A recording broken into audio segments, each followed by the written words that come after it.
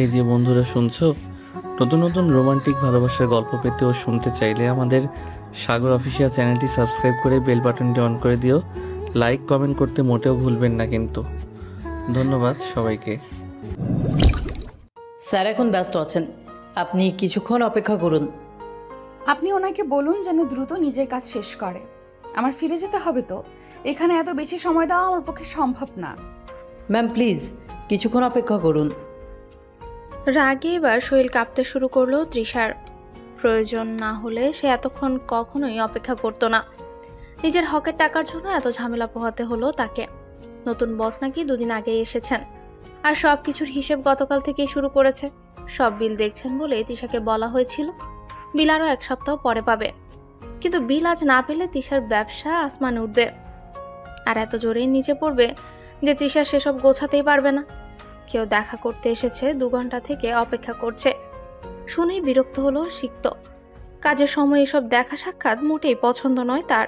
কিছুক্ষণ চুপ থেকে তাকে ভেতরে আসতে বলল সিক্ত। রিসেপশনালিস্ট চলে গেল। ভেতরে যেতে পারবে জেনেই প্রায় দৌড় দেয় তৃষা। যে টাকা নিয়ে যেতেই হবে। মাথা নিচু করে ফাইলে কিছু দেখছিল সিক্ত। তৃষা দরজায় টোকা দিতেই সিক্ত ভেতরে ঢোকার অনুমতি দেয়। সিক্ত কাজে ব্যস্ত। তৃষা চওড়া টেবিলে রাখা নেম প্লেট থেকে নতুন বসের নামটা পড়ে নেয়। সমৃদ্ধ আহমেদ। নামের সাথে সাথে লোকটার দিকেও তাকায় তৃষা। চেহারা দেখা যাচ্ছে না, কি এমন ব্যস্ত এই লোক যে তৃষাকে কিছু বলছেও না। প্লিজ বসুন। এবার যেন কলিজায় ঠান্ডা হাওয়া বইল তৃষার। কথা বলার সুযোগটাই তো খুঁজছিল সে। নতুন কারোর সাথে কথা বলতে প্রথম দিকে খুব কষ্ট হয় তৃষার। বসে একবার দীর্ঘশ্বাস নিয়ে সে বলল, আমি আনন্দ ক্যাটারিং এর ম্যানেজার। এই কোম্পানির লাস্ট ইভেন্টে আমরাই ক্যাটারিং এর কাজটা করেছিলাম। আসলে আজ টাকাটা খুবই দরকার আমার ইভেন্ট কোম্পানির জন্য। 1 সপ্তাহ অপেক্ষা করা সম্ভব নয়, তাই আমি চলে এসেছি। ফাইল সরাতে চোখাচোখি হলো তৃষার সাথে। তৃষা চোখ না সরালেও সিক্ত চোখ সারিয়ে নিল। সিক্ত নরম স্বরেই বলল, আমি গতকাল থেকে বিল চেক করা শুরু করেছি। আপনাকে 2 দিন অপেক্ষা করতেই হবে। না না প্লিজ, ইমার্জেন্সি না হলে আমি আসতাম না। এতটা দরকার? হুম। বিলের অ্যামাউন্ট কত? 1.5 লক্ষ টাকা। একটা ইভেন্টে 1.5 লক্ষ টাকা? ডিমান্ড হিসাবে সব করাই এই বিল এসেছে। সিক্ত একটা চেক এগিয়ে দেয় তৃষার দিকে। তৃষা নেয়ার আগে চেক সরিয়ে নিয়ে প্রশ্ন করে, আপনার নামটা তো জানা হলো না। সিক্তর চোখে চোখ রেখে উত্তর দেয়, তৃষা। ও, আমি সিক্ত। নেম প্লেটে তো লেখা সমৃদ্ধ আহমেদ। সিক্ত নিক নেম, কাছের মানুষেরা সিক্ত নামেই ডাকে। বলেই অসাধারণ মুচকি হাসি দেয় সিক্ত। তৃষা বলে, আমি আপনার কাছের মানুষ নই। আর আমার চেকটা? হুম। চেক হাতে পেতেই বেরিয়ে যায় তৃষা।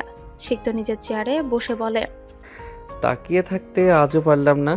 তোমার চোখে চোখ রাখতেই নেশা ধরে যায়। এবার দেখব কিভাবে পালাও তুমি। তোমাকে নিঃস্ব করে ফেলবো। ত্রিশু, তুমি এবার আমার কাছ থেকে রেহাই পাবে না। চেক ভাঙিয়ে স্টাফদের বেতন দিয়ে দেয় তৃষা। হাত চেকটা না পেলে অনেকগুলো যোগ্য কারিগর হাতছাড়া হয়ে যেত। কয়েকজনকে 2 মাসের বকেয়া বেতন আজ দেওয়া হয়েছে। তৃষার নিজের কাছে 5,500 টাকা অবশিষ্ট রইল। এই টাকায় বাবার ওষুধ, মায়ের নতুন চশমা, ছোট ভাইটার কোচিংয়ের টাকা সব দিতে হবে। সে নিজের জন্য কিছু কিনে না 3 মাস হতে চলল। নতুন ভোরের সাথে শুরু হলো নতুন ব্যস্ততা।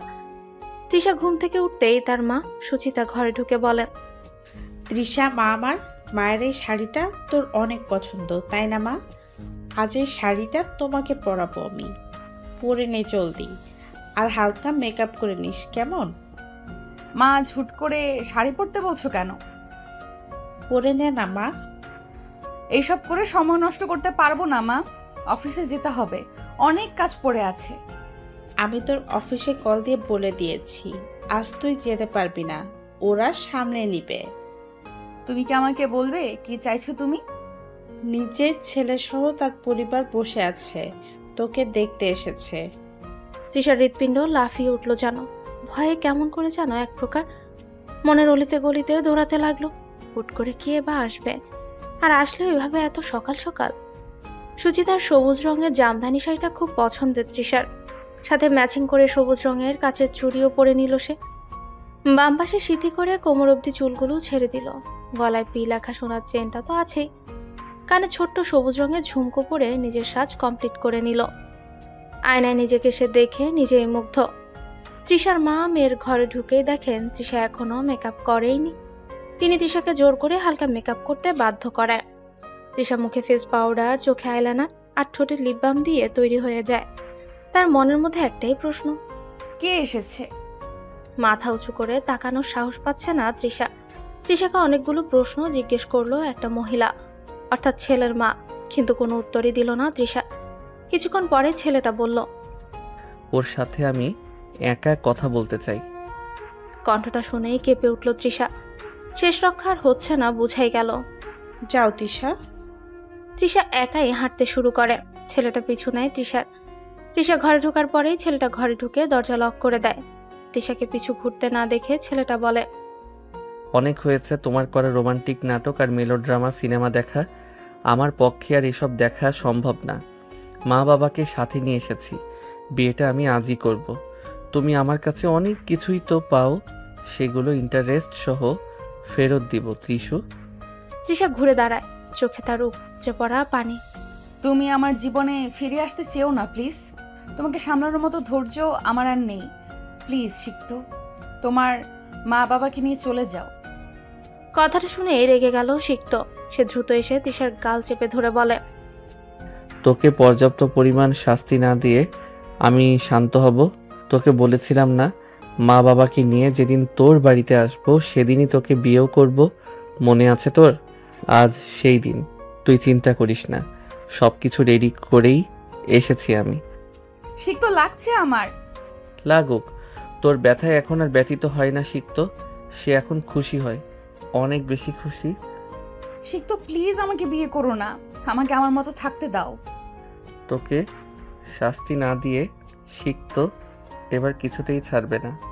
খোঁজ নিয়েছি, তোমার বাবা ছোট খাটো জব খুঁজতে শহরের বাইরে গিয়েছেন ছোট ছেলেকে নিয়ে। মনে করো তারা বাড়িতে ফিরতে পারলো না, মানে গায়েব হলো, কিংবা তাদের লাশ। সিক্ত প্লিজ, আমি করব তোমাকে বিয়ে, কিন্তু তাদের ক্ষতি করো না, যারা আমার মতো কুড়িয়ে পাওয়া মেয়েকে পানা দিয়েছিল। আচ্ছা করলাম না। কিছুক্ষণ পরে মা এসে তোমাকে সাজিয়ে দেবেন। কোনো নাটক কিংবা সিনেমা করবে না আশা করি, না হলে সিক্ত একটু বেশি রেগে যাবে মাই লাভ। শব্দ করে চুমু খেলো তৃষার গালে। মাথা নিচু করে ফেললো তৃষা, কেননা দরজায় এসে দাঁড়িয়েছে তার মা। তার মা নিজেও লজ্জা পেয়ে চলে গেল। সিক্ত বলল, মাথা তুলতে পারো, চলে গেছে তোমার মা। তুমি জানতে? হ্যাঁ দেখেছিলাম, সেটার জন্যই তো তোমার গালে ছোট্ট আদর দিলাম। তবে তুমি নিজেকে শাস্তির জন্য প্রস্তুত রেখো। আমি একটু বাহিরে যাচ্ছি, 2-3 ঘন্টার মধ্যেও ফিরে আসতে পারি, আবার নাও আসতে পারি। 2-3 ঘন্টার মধ্যে। সিক্তর বাবা সোহেলও ছেলের সাথে বেরোলেন। সুচিতার সাথে সিক্তর মা নবনীতাও রান্নায় সাহায্য করলেন। দুটো পরিবার এক হতে যাচ্ছে, মিলেমিশে এক হয়েই থাকবে এই প্রত্যাশায়। সোহেল ফিরে এসে জানালেন সিক্তের আরো কিছুক্ষণ সময় লাগতে পারে। সব রেডি থাকতে বলেছে, এসেই বিয়ে করে তৃষাকে নিয়ে চলে যাবে। তৃষার বাবা প্রয়াস ও ছোট ভাই নিয়ন বাড়িতে ফিরেছে। কোনো খোঁজ খবর না নিয়ে মেয়ের বিয়ে হবে সেটা কিভাবে মানবেন তিনি? সবকিছু দেখে শুনে শেষমেশ তিনিও রাজি হলেন। বিকেল 4টায় কাজী সাহেব এসে বসে আছেন। তৃষাকেও সাজানো প্রায় শেষ। কাজী সাহেবকে জানালো হলো বর কিছু কাজে বাহিরে গেছে, একটু সময় লাগবে। ততক্ষণে তাকে খাওয়ার জন্য বলা হন। তিনি সিক্তর বাবা, তৃষার বাবা আর ছোট ভাই নিয়নকে নিয়ে খেতে বসলেন। তৃষা ঘরে ঢুকে ছেলেকে কল দিতে শুরু করেছে নবনীতা। রিং হলেও কেন যেন রিসিভ করছে না সিক্ত। 17 বার কল দেওয়া হয়ে গেছে। এবার কিছুটা চিন্তিত হয়ে পড়লেন নবনীতা। সিক্ত যেখানেই থাকুক না কেন, মাইল কল রিসিভ করে না এমন কখনো হয়নি। 88তম বার কল দিলেন নবনীতা, সিক্ত রিসিভ করছে না। সোহেলকে জানালেন তিনি, সিক্তকে খুঁজতে বের হয়ে যান। সিক্ত খুবই বুঝতার ছেলে, সহেতুক কারণে এভাবে কল রিসিভ না করে থাকবে না। কাজী সাহেব চলে গেছেন। রাত 8টা 55 মিনিট হয়ে গেছে, কিন্তু সিক্ত এখনো লাপাতা। তৃষা নিজের ড্রেস চেঞ্জ করেনি। সে একবার ভাবলো সিক্ত কি তাকে এইভাবে বিয়ের আসরে ফেলে না এসে শাস্তি দিতে চায়? পরক্ষণেই ভাবলো তার বাবা মাকে নিয়ে সে এমন কাজ সে করবে না। রাত 10টায় সিক্তকে নিয়ে বাড়ি ফিরলেন সোহেল। সিক্তর চোখ লাল, সোহেলও থমথমে। তৃষা চেয়ে থাকলো সিক্তর আঁখি যুগলে, লাল চোখের সাথে হালকা পানি। অদ্ভুত লাগছে সিক্তকে। তৃষার বাবার সামনে এসে সোহেল বলেন, সিক্ত তিশাকে বিয়ে করবে না, মাফ করবেন আমাদের। তৃষা এগিয়ে এসে বলে, সেটা আমি জানি, কিন্তু এত দেরি করে আসলে কেন সিক্ত? তোমার মা অনেক চিন্তা করছিল। সিক্ত অন্য পাশে মুখ ঘুরিয়ে বলে, এটাই তোমার শাস্তি তৃষা। তোমাকে না তো আমি বিয়ে করে আপন করব, আর না অন্য কাউকে করতে দিব। তোমার প্রচুর আঘাত পাওয়া বাকি আছে তৃষা। সিক্তর বাবা সোহেল ছেলেকে থাপ্পড় মারেন। এত কিছু বলেও তৃষার বাড়িতে এনে বিয়েও হাজি করবে বলে হয়রানি করিয়ে এখন বলছে বিয়ে করবে না। ব্যাপারটা কিছুতেই তিনি হজম করতে পারছেন না। তুমি তৃষাকে আগে থেকে চিনো বলনি তো? কিসের জন্য মেয়েটাকে আঘাত দিতে চাইছো তুমি? বাবা, তৃষাই আমার ত্রিশু। থমকালেন সোহেল। ছেলেকে থাপ্পড় মারার জন্য আফসোস হচ্ছে তার। তৃষার দিকে ঘুরে বললেন, তুমি সেই মেয়ে, তোমার জন্য আমার ছেলেকে হারাতে বসেছিলাম। তোমাকে তো আমি নিজেও মাফ করব না। আমার ছেলের বউ তো আমি বেঁচে থাকতে কখনোই বানাবো না। চমকালো তৃষা। কি সব হচ্ছে এসব? মাথায় দুহাত উপর দিয়ে যাচ্ছে। প্রয়াস এগিয়ে এসে বলে, মেয়েকে বিয়ে করবে না বুঝলাম, কিন্তু তা সিক্ত ভরকে গিয়ে বলে, মিথ্যা? কিসের মিথ্যা? আপনার মেয়েকে জিজ্ঞেস করুন কি করেছিল ও আমার সাথে। আমাকে ভালোবাসার জালে ফাঁসিয়ে ছেড়ে এসেছিল আপনার মেয়ে। ওর জন্য দীর্ঘ 7 মাস মেন্টাল অ্যাসাইলামে ছিলাম আমি। হুট করে ছেড়ে এসেছিল তো সহ্য করতে পারিনি। আমাকে জানিয়ে আসলে হয়তো অতটা কষ্ট হতো না, কিন্তু আমি আপনার মেয়েকে জানিয়েই ছেড়ে যাচ্ছি। হ্যাঁ ঠিক আছে, আমি জেনে গিয়েছি। এবার তোমার মা বাবাকে নিয়ে চলে যাও। নবনীতা সব শোনার পরে তৃষার সামনে এসে বলেন, কেন ছেড়েছিলে আমার ছেলেটাকে? তোমাকে না পেয়ে কি হয়েছিল ওর কিছু জানো তুমি? তৃষা এবার কেঁদে দেয়। কাঁদতে কাঁদতে নবনীতার সামনে বসে পড়ে বলে, আপনার ছেলে একটা সাইকো। ওর তো মেন্টাল অ্যাসাইলামে থাকার দরকার। আমি ওকে কখনোই ভালোবাসিনি। ওকে ছেড়ে না আসলে ওর জন্য আমি পাগলই হয়ে যেতাম। আপনার ছেলে পাগল, নিয়ে যান এখান থেকে। চুপ থাকতে পারেনি নবনীতা। তৃষার গালে একটা থাপ্পড় মারে। তৃষা নিজের গালে হাত দিয়ে বলে, আর যদি বিয়েটা হয়েও যেত, আমি সিক্তকে কখনোই স্বামী হিসেবে গ্রহণ করতাম না। নিজের বাবা মাকে নিয়ে বেরিয়ে যায় সিক্ত। আজ তার কষ্ট হচ্ছে, ভীষণ কষ্ট। তৃষা যদি ওর ভালোবাসা বুঝতো, হয়তো আজ সে আর তৃষা একসাথে থাকতো। তৃষার বাবা জব চলে যাওয়ার পর দ্বিতীয় হার্ট অ্যাটাক করেছিলেন তিনি। আজমের বিয়ে ভেঙে যাওয়ায় তৃতীয় অ্যাটাক করেছেন। তৃষা বিয়ের সাজেই মা আর ছোট ভাইকে নিয়ে ছুটল হসপিটালে। কিন্তু হসপিটালে পৌঁছানোর পূর্বেই তৃষার বাবা শেষ নিঃশ্বাস ত্যাগ করেন। 8 মাস পর লাল লেহেঙ্গা পরে বিয়ের সাজে বসে আছে তৃষা, পাশে হৃদয়। 2 মাস আগে তৃষার ক্যাটারিং অফিসে এসেছিল ইভেন্ট নিয়ে কথা বলতে। তখনই তৃষার মোহে আটকে পড়ে। সবাইকে রাজি করিয়ে আজ বিয়ে করতে এসেছে তৃষাকে। মায়ের কারণে না করতে পারেনি তৃষা। শুনেছে সেদিনের 1 মাস পরে এই দেশ ছেড়েছে সিক্ত। তাই নিজেকে অনেকবার সুযোগ দিয়েছে সে। সিক্তর মতো সাইকের জন্য কেন নিজের জীবন নিয়ে খেলবে সে? হৃদয়ের বাবা রিশাদ তৃষাকে পছন্দ করলেও তার মা মেঘলা পছন্দ করেনি তৃষাকে। অতিরিক্ত সুন্দরী মেয়েদের মধ্যেই সমস্যা থাকে তার ধারণা মতে। সন্ধ্যা 7টায় কাজে এসে পড়েছে। আর মাত্র কিছুক্ষণ পরে বিয়ের কাজ সম্পন্ন হবে। দূর থেকে পরিচিত মুখ স্পষ্ট হতে চমকে উঠল তৃষা। সিক্ত সিক্ত এসেছে, কিভাবে খবর পেল? এজন্যই সব অনুষ্ঠান করতে মানা করেছিল তৃষা। তৃষা এখন মনে মনে সিক্ত যেন কোনো ঝামেলা না করে সেই দোয়াই করছে। হৃদয়ের সাথে 2 মাসের পরিচয় হলেও মানুষটা যে ভালো সেটা খুব ভালো করে বুঝে গেছে তৃষা। তৃষার মনে হচ্ছে সিক্তের সম্পর্কে আগেই বলে দেওয়া উচিত ছিল হৃদয়কে। এই বিয়েটা ভাঙলে সবাই তার নামে ভুলভাল কথা বানাবে। তৃষার সামনে এসে সিক্ত এমন কাজ করলো যেটার কারণে সবাই মাথা নিচু করে ফেললো। হৃদয় সিক্তকে তৃষার থেকে ছাড়িয়ে কলার চেপে ধরে বলে, তোকে ডেকেছিলাম আমার বিয়ে অ্যাটেন্ড করতে, আর তুই আমার বউকে এভাবে অপমান করলি। রিল্যাক্স হৃদয়, আমি এমন কিছু করিনি যেটা আগে হয়নি। শুধু আরেকবার নিজের ইচ্ছেটাকে পূরণ করে নিলাম। তৃষা কি বলছে সিক্ত? তুমি ওকে আগে থেকে চিনো? কি সম্পর্ক ছিল ওর সাথে? বিয়ের দিন বিয়ে না করে ছেড়ে দিয়েছিলাম তোর এখনো না হওয়া বউকে। এমন একটা ক্যারেক্টারলেস মেয়েকে বিয়ে করতে এসেছিস যে কিনা বিয়ের পূর্বেই একাধিক ছেলের সাথে। বুঝে নে কি বলতে চাচ্ছি। সবকিছু শুনে এগিয়ে এলেন সুচিতা। স্বামী মারা যাওয়ার পর তিশার সাথে কম কথা বলতেন তিনি।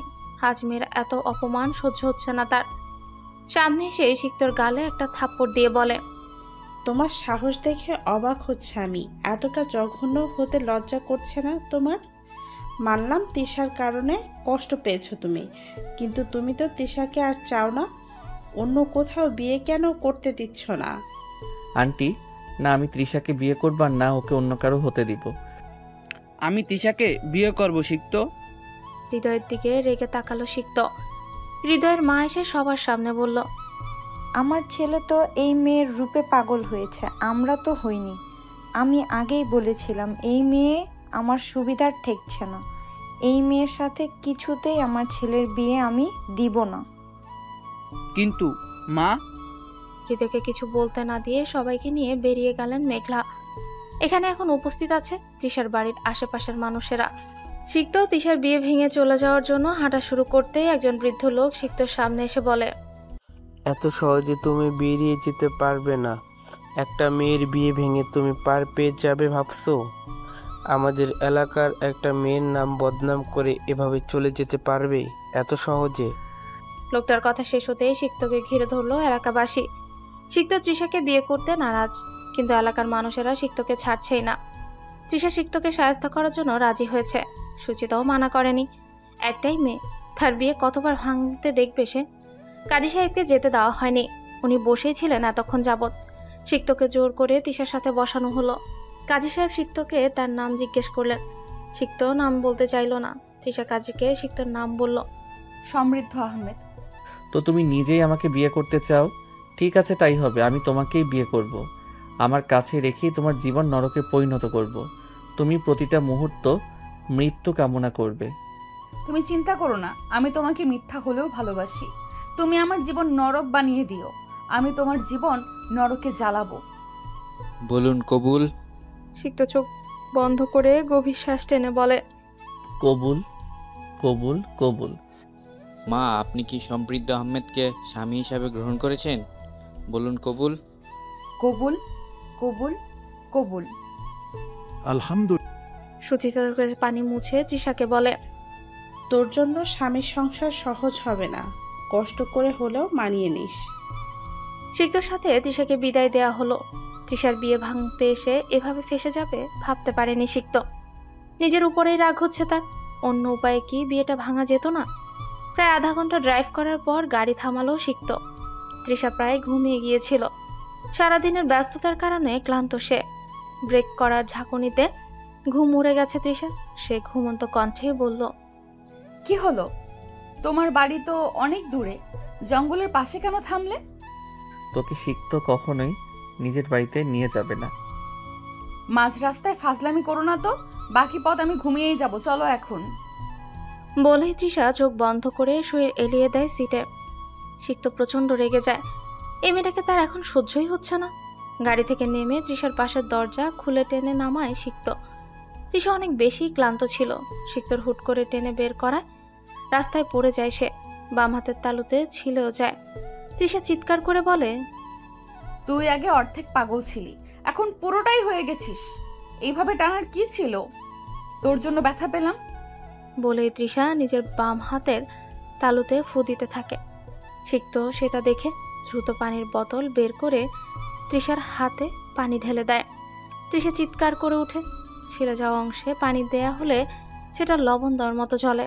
তৃষাকে কষ্ট পেতে দেখে উদ্বিগ্ন হয়ে পড়ে সিক্ত। কিন্তু তৃষা সিক্তকে নিজের থেকে দূরে সরানোর জন্য ধাক্কা দিলে রেগে যায় সে। গাড়িতে উঠে দরজা লক করে দেয়। তৃষা বাহির থেকেই বলে, সিক্ত, অনেক রাত হয়ে গেছে সিক্ত, আমাকে ফেলে যাওয়ার কথা ভেবো না প্লিজ। আমাকে না হয় আমার বাড়িতেই দিয়ে আসো। এর থেকেও খারাপ অবস্থায় ফেলে এসেছিলে তুমি, একটু তো সেই কষ্টের স্বাদ নাও। বলে গাড়ি নিয়ে চলে যায় সিক্ত। তৃষা ভয়ে কাঁপতে শুরু করে। একে তো অন্ধকার, তার উপরে অনেক দূর পরপর নিয়ন আলো জ্বলছে, সেগুলোর আলোয় কিছুই ঠিকমতো দেখা যাচ্ছে না। অনেক দূর থেকে কুকুরের চিল্লানোর আওয়াজ পাওয়া যাচ্ছে। তৃষা সেখানে বসেই কান্না করতে শুরু করে। নিজেকে বলল সে সিক্তকে এটার জন্য মাফ করবে না। 5 মিনিট না যেতে গাড়ি থামায় সিক্ত। কিছুক্ষণ আগের করা ভুল পোড়াচ্ছে তাকে। এত রাতে কিভাবে পারলো সে তৃষাকে একা ফেলে আসতে?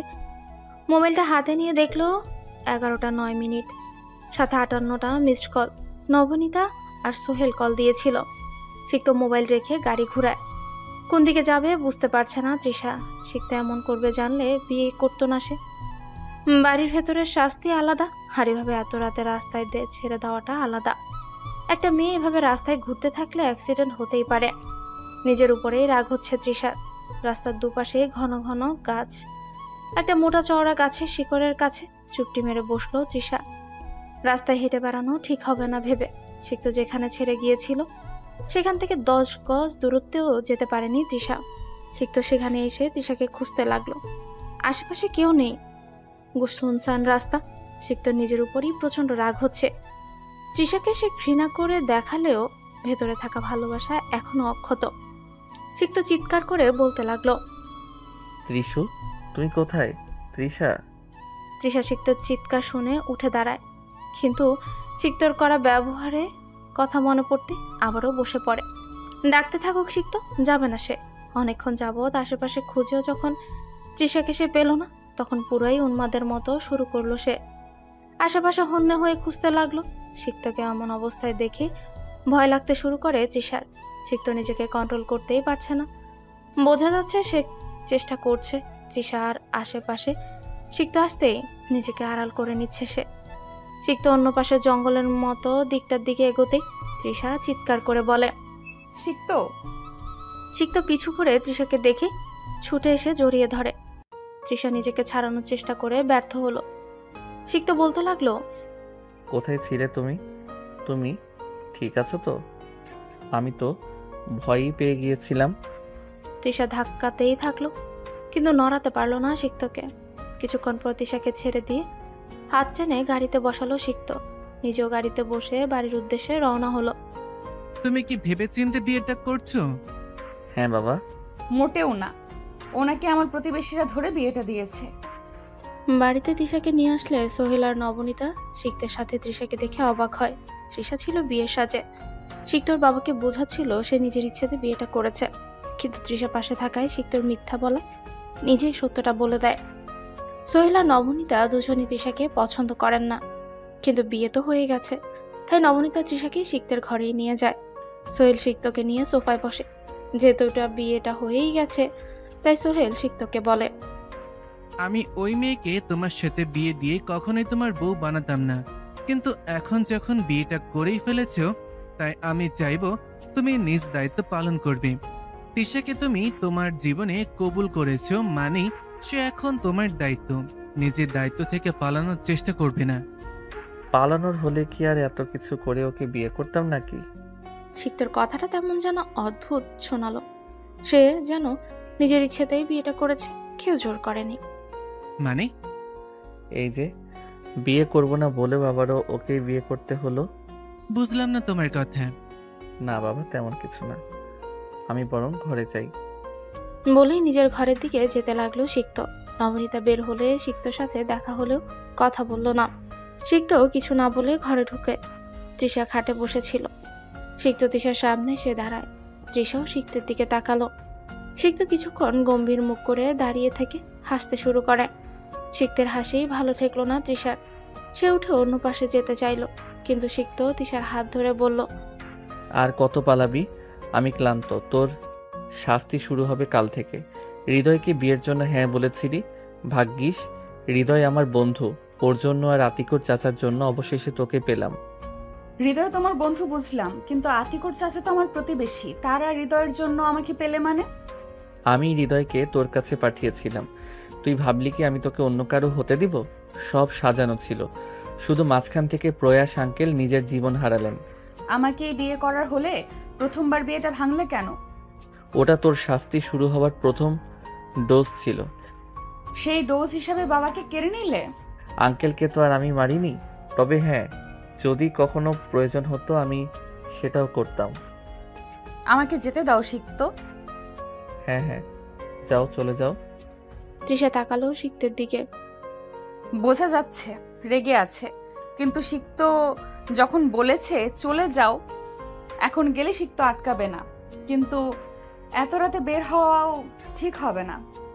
কাল সকালে চলে যাব। তোমার সময় শেষ, আর যেতে পারবে না।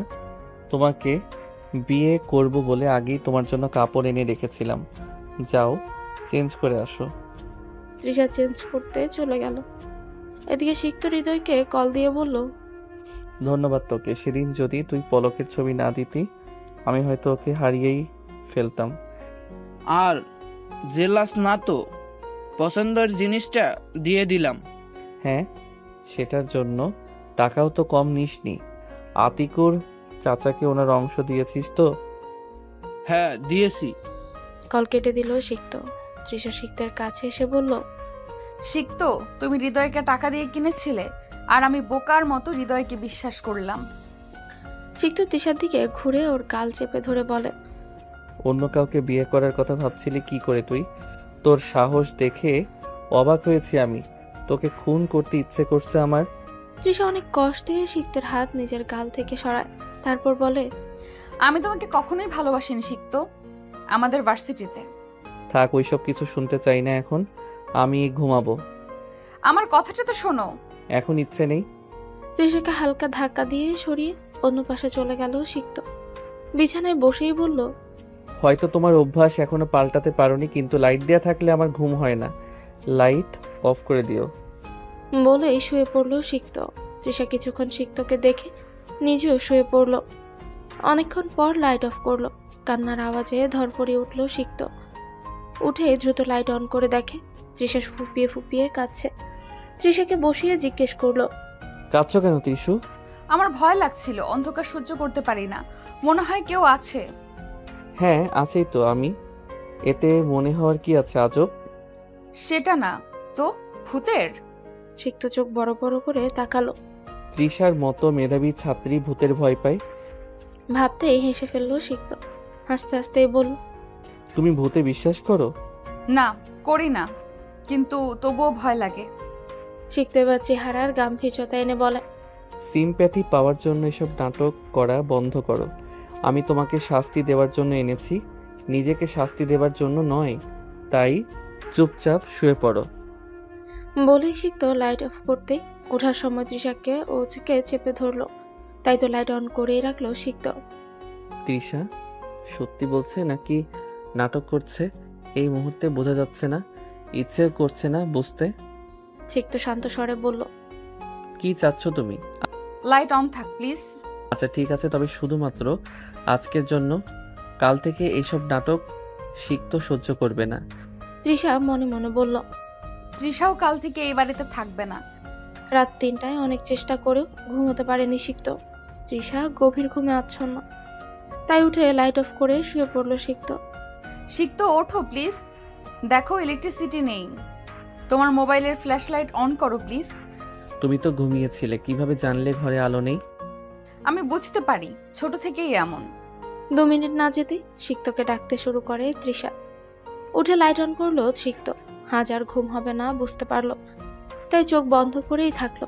সকাল 9টায় ফ্রেশ হয়ে নবনীতাকে সাহায্য করতে গিয়েছিল তৃষা, কিন্তু নবনীতা তাকে রান্নাঘরেই ঢুকতে দেয়নি। ঘরে ঢুকে সিক্তকে ঘুমোতে দেখে এবারে ছেড়ে যাওয়ার কথা ভাবে তৃষা। ঘর থেকে বের হয়ে চুপ করে গেটের বাইরে বের হয় সে। দারোয়ানকে দেখে প্রথমে কিছুটা ভয় পেয়ে যায়, তারপর আশেপাশে চোখ বুলাতে অবাক হয়ে যায় তৃষা।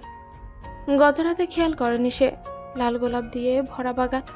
তৃষার লাল গোলাপ পছন্দ। তার মনে পড়লো সিক্তকে বলেছিল লাল গোলাপ তার পছন্দের। সিক্ত কি সেজন্যই শুধু লাল গোলাপের গাছ রেখেছে বাগানে? পাশ থেকে কারো গলার আওয়াজে চমকে পিছু ফিরে তৃষা। তোমার পছন্দ বলেই শুধু লাল গোলাপ দিয়ে ভরে রেখেছি। তৃষা চোখ দিয়ে আপনা আপনি অশ্রু গড়িয়ে পড়ল। সিক্তের জন্য কখনোই কোনো অনুভূতি ছিল না তৃষা, কিন্তু তার জন্য সিক্ত এত ভালোবাসা জমিয়েছিল ভাবতেই খুব খারাপ লাগে ওর। সিক্ত তৃষার চোখের পানি দেখে বলে, আমি এখন সিনেমা দেখার মুডে নেই, যাও নাস্তা তৈরি করো। তোমার মা আমাকে রান্নাঘরে প্রবেশ করতে দেয়নি। তোমার মা মানে কি? শাশুড়ি মা তোমার। আজ থেকে তাকে মা বলবে, আর তুমি সব কাজ করবে। আমি মাকে বলে দিয়েছি। তুমি যাও, কোথায় কি আছে মা বলে দেবে সব। তৃষা মাথা নিচু করে চলে গেল ভেতরে। রান্নাঘরে ঢুকতেই এবার আর কেউ বাধা দিল না। নবনীতা দেখিয়ে দিল কোথায় কি আছে। সব বলে দেওয়ার পর তিনি বললেন, দেরি হয়ে গেছে অনেক, আমি রুটি বানিয়ে ফেলেছি। তুমি গরুর মাংস ভুনা করে ফেলো, পানিতে ডুবোনো আছে। দেখিয়ে বের হয়ে গেল নবনীতা। নিজের বাড়িতে আবার ক্যাটারিং এর কাজের কারণে সচরাচর রান্না করতে হতোই তৃষাকে। এইসব রান্না বান্না করতে সমস্যা নেই তৃষার, কিন্তু বাড়ির অন্যান্য কাজ করতে সমস্যায় পড়তে হবে তার। প্রেসার কুকারে 20 মিনিটের মধ্যে মাংস ভুনা করে ফেলল তৃষা। নাস্তা করে বেরিয়ে গেলেন সোহেল আর সিক্ত। বাবার অফিস সামলায় সে। নবনীতা দুপুরে কি কি রান্না করতে হবে সব বলে নিজের ঘরে চলে গেল। তৃষা চপিং বোর্ডে সবজি কাটছিল। এমন সময় সিক্ত রান্নাঘরে ঢুকে। তৃষা সিক্তকে দেখে অবাক হয়ে বলে, তুমি তো অফিসে গিয়েছিলে। না, বাজারে গিয়েছিলাম। ও, এখানে 2 কেজি ছোট মাছ আছে, আলু দিয়ে রান্না করবে। অনেক দিন থেকে খেতে ইচ্ছে করছিল। 2 কেজি মাছ দেখে মাথা ব্যথা শুরু হয়ে যায় তৃষার। এতগুলো মাছ পরিষ্কার করে আবার রান্না কিভাবে করবে? ঝটপট সিক্তকে সে বলে, এতগুলো মাছ কিভাবে? আমি তো এসব কখনো করিনি। দেখো বউ, এত প্রশ্ন ভালো লাগে না। যা বলেছি তা করো। বলেই বেরিয়ে গেল সিক্ত। তৃষা কি করবে ভেবে পাচ্ছে না। 1 পোয়া মাছও সে কেটে বেছে রাখতে পারবে না, আর এখানে তো 2 কেজি। 2 ঘন্টা মাছ বাছার পরে ক্লান্ত হয়ে পড়েছে তৃষা। আঙ্গুলের কয়েক জায়গায় কেটেও গেছে, জ্বলছে খুব, কিন্তু থামতে সে পারবে না। রাইস কুকারে ভাত, প্রেসার কুকারে শ্বশুরের পছন্দের ব্রয়লার মুরগির মাংস, সবজি, এসব কিছুই মাছ ভাজতে ভাজতে করে ফেলেছে তৃষা। দুপুরে খেতে এসেছে সোহেল আর সিক্ত। রান্নাঘরে উকি মারতে সেখানেই পেল তৃষাকে। ফ্লোরে বসে বটি দিয়ে এখনো মাছ ভাজছে সে। রাগ লাগলো সিক্তর, জোরে চিল্লিয়ে বলল, তৃষা, এখনো শেষ করতে পারোনি? চিল্লানো শুনে অন্তরাত্মা সহ কেঁপে উঠল তৃষা। অসাবধানতাবশত ডান হাতের বৃদ্ধাঙ্গুল বাজেভাবে কেটে গেল। ততক্ষণে সিক্ত চলে গেছে। রক্ত দেখে মাথা ভার হতে শুরু করে তৃষা। আর একটু গভীর হলেই আঙ্গুলটা কেটে পড়ে যেত। অনেক চেষ্টার পরে তৃষা একটু জোরেই চেঁচিয়ে বলে, সিক্ত। কিন্তু আওয়াজ সিক্তর কানে পৌঁছালো না। হয়তো অনেকটা দূরে চলে গেছে। আঙ্গুল চেপে ধরে উঠে দাঁড়ালো তৃষা। হাতে মাছ কাটার কারণে লেগে থাকা ময়লা পরিষ্কার করতে ট্যাপ ছেড়ে পানিতে হাত দিতে গগনবিদিল দিল তৃষা। চিৎকার শুনে নবনীতা আর সোহেল দৌড়ে এলো। তৃষাকে ছটফট করতে দেখে তারা দ্রুত রান্নাঘর থেকে বাইরে নিয়ে আসে। সোহেল তাদের পারিবারিক ডক্টরকে কল দিয়ে আসতে বলে বাড়িতে। নবনীতা সিক্তকে ডাকার জন্য গিয়েছিল, কিন্তু দরজা বন্ধ। অনেকবার ডেকেও লাভ হয়নি। স্নান করে বেরিয়েছে সিক্ত। এখন খেতেও ইচ্ছে করছে না তার।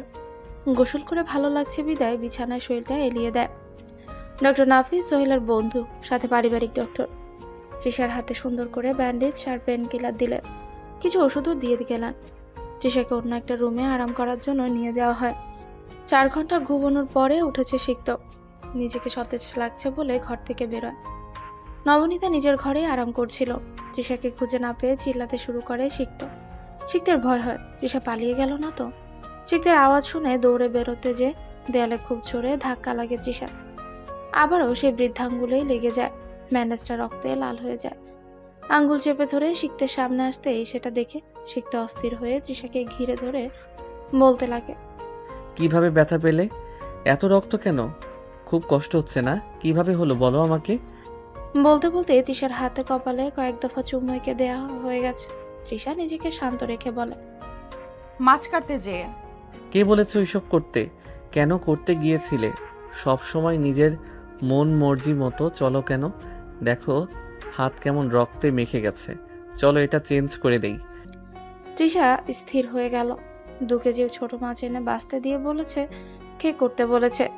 সিক্তকে স্বাভাবিক কখনোই মনে হয়নি তৃষার, আর এখন তো আরো অস্বাভাবিক মনে হচ্ছে।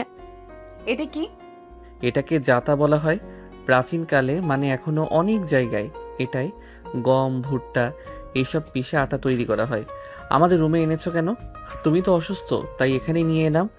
বাজার থেকে আনা আটার রুটি আমার ভালো লাগে না খেতে, তাই যতদিন তোমার হাতে ব্যান্ডেজ থাকবে তুমি বাড়িতে গম, ভুট্টা পিষে আটা বানাবে। আমি গম আর ভুট্টা দুটোই এনেছি, অপেক্ষা করো এখানে, সেসব পৌঁছে দেব। সানোয়ার চাচাকে ডাকতেই তিনি আরো একটা ছেলেকে নিয়ে ঘরে ঢুকেন। দুটো বস্তা রেখে দুজনে হাওয়া হয়ে গেল মুহূর্তে। তৃষা নিজের হাতের কথা ভাবল। গতরাতে জ্বর এসেছিল, ওষুধ খেয়ে সকালেই সিক্তকে বলেছিল সে এখন সুস্থ। আর ঘন্টাখানেকের মধ্যে সিক্ত যা তা আটা বানানো সবকিছু নিয়ে হাজির। শাস্তি দিবে তো দিবে, একেবারে নাস্তানাবুদ করে ছাড়বে, বোঝাই গেল। শরীর সায় দিচ্ছে না এসব করার, কিন্তু তৃষাকে অবাক করে দিয়ে সিক্ত বলল, বানানো হয়ে গেলে রুটিও বানিয়ে রেখো। আজ তোমার কাটা হাতের তৈরিকৃত ভাজা রুটি খাবো। জানো তো বউ, যেসব করতে তোমার কষ্ট হবে আমি সেসবই তোমাকে দিয়ে করাবো। খুবই শীতল হাসি দিল সিক্ত। এই হাসিতে না আছে ভালোবাসা আর না আছে মায়া। যদি তৃষা কিছুটা সময়ের জন্য হলেও সিক্তকে ভালোবাসতো, তাহলে হয়তো তাকে মেনে নিতে এতটা কষ্ট হতো না। কিন্তু তৃষা তো সিক্তকে কখনোই ভালোই বাসেনি। তার উপর সিক্ত যা যা করেছে সেসবের পরে তো কখনোই না। তৃষা আরো ভাবলো, সিক্ত যে বলেছিল সে প্রয়োজনে তার বাবাকেও মেরে ফেলতে পারত, এমনটা কি সত্যিই কখনো করত? সিক্তকে প্রশ্ন করা উচিত। তখন রাগ করে থাকায় বলেছে নাকি সত্যিই সেটা করতে পারত? চোখের পানি নাকের পানি এক হয়েও যাতা দিয়ে আটা বের করতে পারেনি তৃষা। শরীরটা কেমন যেন করছে। এই বুঝি চোখ দুটো বন্ধ হয়ে যাবে। হাতের যন্ত্রণায় তৃষা কুপকাত। তৃষা অনুভব করলো তার শরীর কাঁপছে, অনেক গরম লাগছে। কিছুক্ষণের মধ্যেই থুতনি বেয়ে ঘাম ঝরতে লাগলো। হাতে ব্যান্ডেজ করা জায়গাটা লাল হলেও সেটা ক্রমশ ঝাপসা হতে লাগলো। চোখ খুলে নিজেকে বিছানায় আবিষ্কার করলো তৃষা। শরীর ভার হয়ে আছে, উঠতে মন চাইছে না তার, কিন্তু শরীর কেমন যেন ম্যাজম্যাজ করছে। স্নান করা উচিত। উঠে বসার শক্তি না পেয়ে রাগে দুঃখে বিছানায় ছটফট করতে লাগলো। সিক্ত ওয়াশরুম থেকে বেরোতেই তৃষাকে দেখে এগিয়ে এলো। তৃষাকে দেখে এখন তার বিরক্ত লাগছে। সে কাটকাট গলায় বলল, সমস্যা কি তোমার? বারবার এত নাটক করছো কেন?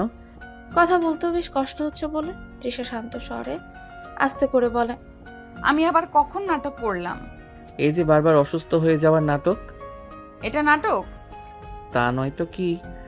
যখনই কোনো কাজ দিচ্ছি সেটা করতে যেয়ে নিজেকে অসুস্থ বানিয়ে ফেলছো, আর তোমার শাস্তির সীমা কমে যাচ্ছে। আমি তো তোমাকে এখনো পুরোপুরিভাবে কঠিন শাস্তির ছোঁয়াও দিলাম না, কেন এমন নাটক করছো বলো তো? আমার সহ্য হচ্ছে না এইসব। তুমি নিজেকে কঠিন শাস্তির জন্য কবে তৈরি করবে? এরপরে যদি এমন নাটক করো, আমি ভেবে রেখেছি তোমার সাথে কি করা লাগবে। দু চোখ বেয়ে পানি ছুটছে তৃষার। সে তো সিক্তর সাথে প্রেমের অভিনয় করেনি, তবুও সেটার অপবাদ পেয়েছে। এখন অসুস্থ হওয়ার পরেও নাকি সে অসুস্থ হওয়ার নাটক করছে। এত এত অপবাদের মধ্যে কোনোদিনও না সে নিজেই পিষ্ট হয়ে যায়। আচ্ছা, সিক্ত যদি তাকে ভালোই বাসে, তবে কিসের শাস্তি দিচ্ছে এখন? জানতে হবে তৃষা। সিক্ত বেরিয়ে যেতেই নিজের সর্বোচ্চ শক্তি খাটিয়ে উঠে বসে তৃষা। ডান হাত কাজ করছে না, মনে হচ্ছে বোধ শক্তি নেই। তাহলে কি তৃষার হাত অকেজো হয়ে গেল? উঠেই গোসল সেরে এসেছে তৃষা। ঘড়ির কাঁটা 3:17 ঠেকেছে। পায়েও ব্যথা, বলতে গেলে সারা শরীর জুড়েই ব্যথা। সিক্ত খাবার এনেছে ঘরে। তৃষা সেটা দেখে তার ছিলার হাসি দেয়। কোনো রকমের শরীরটাকে টেনে ব্যালকনিতে নিয়ে গেল। রোদ তীব্র নয়, তবে তাপটা সহ্য হচ্ছে না তৃষার। যেন পুড়িয়ে দিচ্ছে তাকে রোদের তাপ। ছায়াতলে রাখা কারুকাজ দোলনাটায় বসলো তৃষা। মনে শান্তি না থাকলে সুখ দেওয়া জিনিসগুলো বৃতৃষ্ণার উদ্ভব ঘটায়। তৃষার সাথেও এখন তাই হচ্ছে। সিক্ত বলেছিল তাকে এমন এমন শাস্তি দিবে এবং তৃষা সেসব থেকে রেহাই পেতে মৃত্যু কামনা করবে। কিন্তু তৃষা তো এখনই মৃত্যু কামনা করছে। কোনো কিছুই সহ্য হচ্ছে না তার। নিজেকে এক্ষুনি শেষ করে দেওয়ার তীব্র ইচ্ছেটাকে দমাতে না পেরে উঠে দাঁড়ালো সে। রেলিং থেকে নিচে তাকিয়ে দেখলো অনেক বেশি উঁচু না। সিদ্ধান্ত নিল সে এক্ষুনি ছাদে যাবে। হেলে দুলে ছাদে এলো তৃষা। রোদের তাপ সহ্য করার মতো নয়। রেলিং এর পাশে দাঁড়াতেই দেখলো দারোয়ানকে ছোট্ট পিঁপড়ের ন্যায় ছোট লাগছে। আনমনেই হাসলো তৃষা। রোদের তাপটাও হুট করে ভালো লাগতে লাগলো। শীতল বাতাস অনুভব করছে সে। রোদের তাপ ও শীতল বাতাসের সংমিশ্রণে মনের ভেতর থেকে ভালো লাগা শুরু হয়েছে তৃষা। পরনে শাড়িটাকে দেখে শাড়িটার প্রেমেও পড়ল সে। অনেকগুলো রঙের সংমিশ্রণে তৈরিকৃত জামদানি শাড়ি, হাতে স্বর্ণের কিছু চিকন চুড়ি।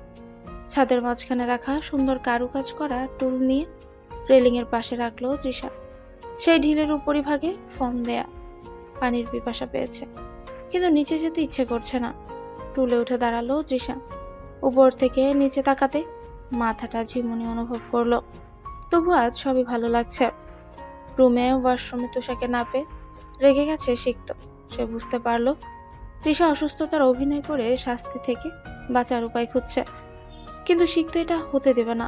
রুম থেকে বেরোতেই হাসিনা খালা সামনে পড়ে। সিক্ত তাকেই জিজ্ঞেস করলো তৃষা কোথায়, তাকে দেখেছে কিনা।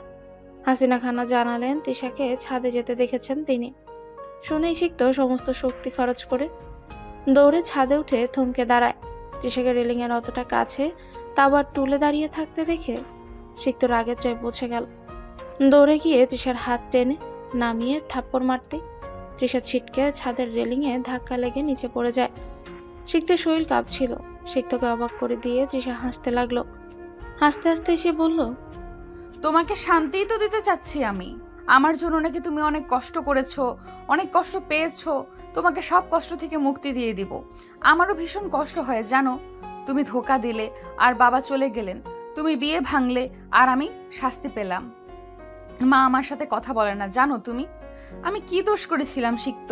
আমি কি কখনো তোমাকে ভালোবাসি বলেছিলাম? তুমি বলেছিলে। আমি তোমার সাথে প্রেমের অভিনয় করেছিলাম। বলতে পারবে সেটা কখন করেছিলাম? প্রয়োজন হলে নাকি তুমি আমার বাবাকেও মেরে ফেলতে? তুমি কি সত্যিই করতে সিক্ত? কথাগুলো বলতে বলতে হাসি থামিয়ে কান্না করছিল তৃষা।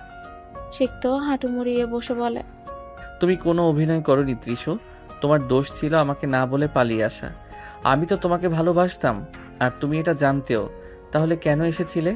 প্রয়োজনে তোমার বাবাকে মেরে ফেলতাম, এটাও তোমার বিশ্বাস হলো তৃষু? আমি কি অমন মানুষ তৃষু? তৃষা কান্না করেই যাচ্ছে। কিছুই ভালো লাগছে না এই মুহূর্তে। ভীষণভাবে মরে যেতে ইচ্ছে করছে। মরলে কি শান্তি পাওয়া যাবে? কথাটা মাথায় আসতেই তৃষা সিক্তকে প্রশ্ন করে, আচ্ছা সিক্ত, মরে গেলে তো এইসব কিছু থেকে মুক্তি পেয়ে যাব তাই না? এই আমাকে একটু সাহায্য করবে? ভীষণভাবে মরতে ইচ্ছে করছে। বুকের মধ্যকার তীব্র কষ্ট থেকে এক চিলতে হাসি বেরিয়ে এলো সিক্তের মুখে। পরক্ষণে চোখ মুখ শক্ত করে তৃষার গলা চেপে ধরল। ভেবো না এটার পরে তোমার শাস্তি কমে যাবে। ভাববো না। তোমার সহমত ছিল না বলেই কিন্তু আমি জানি আমি না করব না। তুমি আমার স্বামী, সম্পূর্ণ অধিকার আছে তোমার। গুড, ভালোই বুঝো দেখছি। একটা প্রশ্নের উত্তর দিবে বউ? বলো। সেদিন এত বছর পর আমাকে দেখে তুমি কোনো রিয়্যাক্ট করনি কেন? তোমার ওই রিয়্যাক্ট না করাটাই তোমার ভুল ছিল। আমি ভেবেছিলাম তুমি কিছু একটা করবে, হয়তো আমার সাথে কথা বলবে। তোমাকে দেখে আমি অবাক হইনি, কারণ তোমার ডেস্কে আমার হারিয়ে যাওয়া গোল্ডেন কালারের কলমটা ছিল। আমি নিজেকে গুছিয়ে নিয়েছিলাম। আমি চুরি করেছিলাম। তুমি কেন আমাকে ছেড়ে এসেছিলে ত্রিশু? আমি তোমাকে ছেড়ে আসিনি সিক্ত। আমি এসেছিলাম কারণ ওই সময় আমার পড়ালেখার খরচ চালানো সম্ভব হচ্ছিল না বাবার পক্ষে। বাবা হুট করে নিজের চাকরি হারালে দিশাহারা হয়ে পড়ে আমার পরিবার। আমি চেষ্টা করেও কোনো জব অ্যারেঞ্জ করতে পারিনি। আর বাহিরের দেশে থাকা মানেই টাকা উড়ানো। বাবা অনেক চেষ্টা করেছিলেন, কিন্তু পরিবার সমেত আমার পড়ালেখার খরচ চালানো সম্ভব হয়নি তার পক্ষে। আমাকে জানাতে পারতে। কি জানাতাম তোমাকে? তুমি আমার এমন কেউ হতে না যেটার জন্য আমার তোমাকে বলার প্রয়োজন মনে করা উচিত ছিল। বুঝলাম। তুমি চলে আসার পরে আমি অনেক খুঁজেছিলাম তোমাকে না পেয়ে। আমাকে কিছু বলার প্রয়োজন নেই সিক্ত। তোমার ব্যাপারে কিছু শুনতে আমি ইচ্ছুক নই। কেন ত্রিশু? আমি তোমাকে ভালোবাসি না। তোমার মতো মানুষকে আমার ভালোই লাগে না সিক্ত। কি এমন করেছিলাম আমি যেটার জন্য তুমি আমাকে পছন্দ টুকুও করো না? তোমার কারণে সিমেনের জান গিয়েছিল। চমকালো সিক্ত। প্যারিসে সিমেনই একমাত্র সিক্তের ক্লোজ ফ্রেন্ড ছিল। সিমেনের মৃত্যু তো দুর্ঘটনা ছিল। তৃষা কেন ভাবছে এমনটা? মাথার ভেতরে অসহনীয় ব্যথা অনুভব করলো সিক্ত। মাথা চেপে ধরে তৃষাকে বলল, ওর মৃত্যু তো দুর্ঘটনা ছিল ত্রিশু। আমাকে কেন জড়াচ্ছ ওর মৃত্যুর সাথে? ওর সাথে সেদিন তুমিই ছিলে। বেঁচে থাকার জন্য তোমার কাছে অনেক আকুতি মিনতি করেছিল সিমেন। তুমি হয়তো জানো না, আমি পাশের ব্যালকনিতেই ছিলাম। তুমি ভুল ভাবছো ত্রিশু। সিমেন বেলকনি থেকে পড়ে যাওয়ায় আমি বাঁচানোর চেষ্টা করেছিলাম। সে আমার কাছে নিজের প্রাণ ভিক্ষা চাইছিল সিক্ত। তোমাকে 1000 বার বললেও তুমি মানবে বুঝেছি আমি। তাই আর বলবো না কিছুই। তোমার জন্যই শ্রেয়। রাগে শরীর দিয়েও যেন আগুন বেরোচ্ছে সিক্তের। তার ত্রিশু তাকে খুনি ভাবে, অথচ সিমন সিক্তর খুবই ভালো বন্ধু ছিল। সিমনের মৃত্যু যে অ্যাক্সিডেন্ট ছিল সেটা কিভাবে প্রমাণ করা যায় ভাবলো সিক্ত। কাটা হাত আর অসুস্থ শরীর নিয়ে রান্না করেছে তৃষা। দুপুরে খাওয়ার সময় সিক্ত জানালো মা, খেতে তো ভালোই লাগছে, কিন্তু তোমার রান্নার স্বাদ তো এমন হয় না। আজ কি হাসিনা খালা রান্না করেছে? না, তৃষা রেঁধেছে।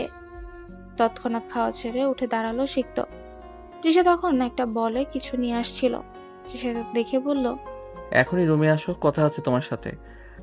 তৃষাও বাধ্য মেয়ের মতো সিক্তর পিছু পিছু ঘরে গেল। আজ অসুস্থ হলে না? তুমি কি অনেক ভালো অ্যাক্ট্রেস হয়ে গেছো তৃষো? সিনেমায় কাজ করবে? আমার পরিচিত আছে কয়েকজন, আমি কথা বলে দেখতে পারি। তৃষা সিক্তর কথা শুনে মাথা নিচু করে। কথায় কথা অপমান করে সিক্ত। তৃষা থেকে কোনো উত্তর না পেয়ে দাঁড়িয়েছিল সিক্ত। হঠাৎ তৃষার হাতে চোখ যেতে চেঁচিয়ে উঠল সে। সিক্তর হুঙ্কারে কেঁপে উঠে তৃষা। সিক্ত তৃষার হাত ধরে উঠিয়ে দেখল অনেকটা অংশই ফুলে কালো হয়ে রয়েছে। ভালো করে দেখে বুঝলো গরম তেল পরে এমনটা হয়েছে। ডক্টর নাফিসকে ডেকে এনে পুড়ে যাওয়া অংশের জন্য মলম আর কিছু ট্যাবলেট লিখিয়ে নিল সিক্ত। ডক্টরের সাথে বেরিয়ে তৃষার জন্য ওষুধ নিয়ে এলো সিক্ত। সবাইকে বলে দিয়েছে যেন কেউ তৃষাকে নিচে নামতে দেখলে আবারও ঘরে পাঠিয়ে দেয়। দুদিন নিজেই খুব যত্ন করলো তৃষার। সন্ধ্যার সময় তৃষার হঠাৎ আইসক্রিম খেতে ইচ্ছে করলো। সে সিক্তকে জানাতেই সিক্ত বলল, না না, মোটেই না, তুমি এখন অসুস্থ। বিনিময়ে গাল ফুলিয়ে বসেছিল তৃষা। সিক্ত ফোন হাতে নিয়ে ঘর থেকে বেরিয়ে যেয়ে আবার ফিরে এলো। জানোয়ার চাচাকে নিয়ে আইসক্রিম আনিয়েছে সে, তবে মাত্র একটাই চকোবার। তৃষার তৃপ্তি সহকারে খাওয়া দেখছিল সিক্ত। তৃষার চোখ সিক্তের চোখে পড়তে সিক্ত নড়ে চড়ে বসে। তৃষা সেটা দেখে সিক্তকে জিজ্ঞেস করে, তুমিও খাবে? সিক্ত কিছুই বলে না। সিক্তের চোখে তৃষার ঠোঁট যুগল ভর্তি আইসক্রিম লেগে আছে। উঠে গিয়ে টিস্যু পেপার নিয়ে এসে আলতো হাতে মুছে দিল। তৃষা সে সময় নিজের অবশিষ্ট আইসক্রিমের অংশটুকু বাড়িয়ে দিল সিক্তের দিকে। সিক্ত একটা ঢোক গিলে আইসক্রিমে ঠোঁট লাগাতে তৃষা পুরো মুখে আইসক্রিম মেখে দিল। অদ্ভুতভাবে হাসতে লাগলো তৃষা। সিক্ত থম মেরে বসে রইল। তৃষাকে দেখে বুকের বাপাসের হৃৎপিণ্ডটা তুমুল ঝাঁকুনি দিতে শুরু করেছে। তৃষা যে তার সাথে অনেকটাই কমফোর্টেবল হয়েছে, এটা দেখে ভালো লাগছে সিক্তের। হয়তো আর বেশি দিন এসব নাটক করতে হবে না, সব ঠিক চলছে এ পর্যন্ত ভেবেই ঠোঁটের কোণে বাঁকা হাসি ফুটে ওঠে সিক্তর। স্বামী স্ত্রীর মধ্যে যতটুকু ভালোবাসা থাকা দরকার আবশ্যক, ঠিক ততটাই বিদ্যমান সিক্ত আর তুষার সম্পর্কে। তৃষাকে দেখেই মনে হচ্ছে সে পুরোপুরিভাবে সিক্তকে মেনে নিয়েছে। সোহেলা নবনীতারও সাথে বেশ মিশে গেছে তৃষা। সিক্ত আর তৃষার বিয়ের 1 মাস পূর্ণ হয়েছে আজ। সুচিতা আর নিয়নকে নিয়ে এসেছে সিক্ত। সব ঠিক হয়ে গেছে, আর কারো মনে কষ্ট পুষতে দেওয়া উচিত হবে না। তৃষার পছন্দের চকলেট কেক আনিয়েছে সিক্ত। কেকটায় চকলেটের বেশ কিছু গোলাপ খুব সুন্দরভাবে সাজানো। তৃষা সিক্তের পছন্দের সাদা রঙে মুড়িয়েছে নিজেকে। খুবই চমৎকার একটা শাড়ি এনে দিয়েছে সিক্ত, এক দেখায় পছন্দ করার মতো, সাথে লাল রঙের জুয়েলারি। সিক্ত নিজেও পরেছে সাদা পাঞ্জাবি। সবাই খুবই চমৎকার সময় কাটালো। সিক্ত সুচিতা আর নিয়নকে রেখে আসতে গেছে। তৃষা নিজের ঘরে এসে সাদা শাড়ি চেঞ্জ করে কালো শাড়ি পরেছে।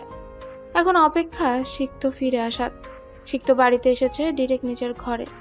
তৃষাকে কালো শাড়িতে দেখে যতটা অবাক হয়েছে, তার থেকেও বেশি অবাক হয়েছে ঘর ভর্তি জ্বলতে থাকা মোম আর লাল গোলাপের সমারোহ দেখে। ঘরের লাইট জ্বালানো নেই, মোমের আলোয় পুরোটা আলোকিত। বেশি অবাক হলো তৃষার হাতে থাকা ধারালো চাকুটা দেখে। তৃষা হাসি মুখে চাকু নিয়ে এগিয়ে এলো।